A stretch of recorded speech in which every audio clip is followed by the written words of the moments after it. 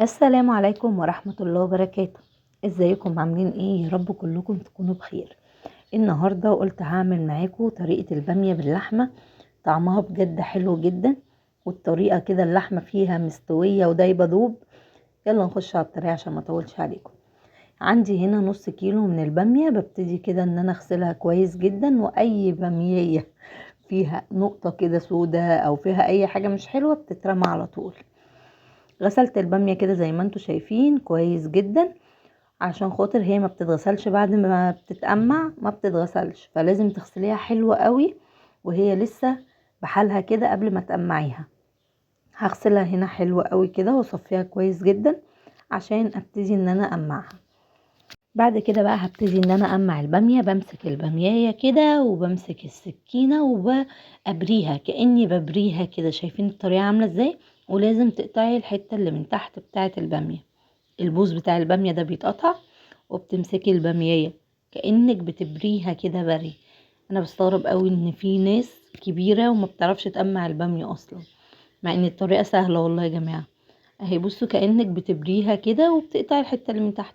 طبعا هخلص كل الكمية وهرجع لكم. هنا بقى معايا المكونات بتاعتي: نص كيلو البامية اللي انا قمعتها، معلقة كبيرة كده من الثوم، بصلاية كبيرة زي ما انتوا شايفين كده، ونص كيلو طماطم مضروب في الخلاط ومتصفي. نيجي بقى للحلة بتاعتنا اللي على النار عشان خاطر نبدأ بقى ايه نعمل البامية. احلى طريقة للبامية هتعمليها. معايا هنا معلقتين زيت او سمنة، اي مادة دهنية عندك. نزلت بالبصلاية الكبيرة وابتدت كده اول ما ريحتها تطلع نزلت عليها بربع كيلو من اللحمة المسلوقة. تمام، انا مسكت اللحمة كده قطعتها حتت صغيرة وسلقتها عشان هحتاج الشوربة بتاعتها.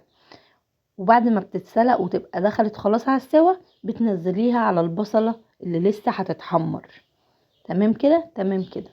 هنا كنت بوريكم ان اللحمة ما فيهاش اي دهون. هنزل بقى بالبهارات بتاعتي. البهارات بتاعتي عبارة عن ايه؟ عبارة عن بهارات لحمة، شوية كزبرة، شوية ملح، شوية فلفل اسمر. انا حطيت طبعا الملح مع اللحمة لان اللحمة معايا مستوية، ونزلت بكبشة من الشوربة تاخد وتدي كده بشكل ودي مع اللحمة والبصلة شوية الشوربة. وبعد كده انزل بنص كيلو من البامية واقلبهم برضو تقليبة مع بعض. الطريقة دي حلوة قوي، لما بتسيبي كده كل حاجة تاخد وقتها كده الاكل بيطلع معاكي حلو قوي وطعمه جميل. وببركة ربنا طبعا، ربنا بيحليلك كل حاجة طالما انت راضية وبتحمدي ربنا، فربنا بيحليلك اي لقمة. حطيت هنا بقى الصلصة كده زي ما انتوا شايفين، وهنزل كمان بمعلقة الثوم. ومادام في صلصة يبقى لازم نحط معلقة صغيرة من السكر، عشان معلقة السكر ديت هي اللي بتضيع الحموضة بتاعت الصلصة.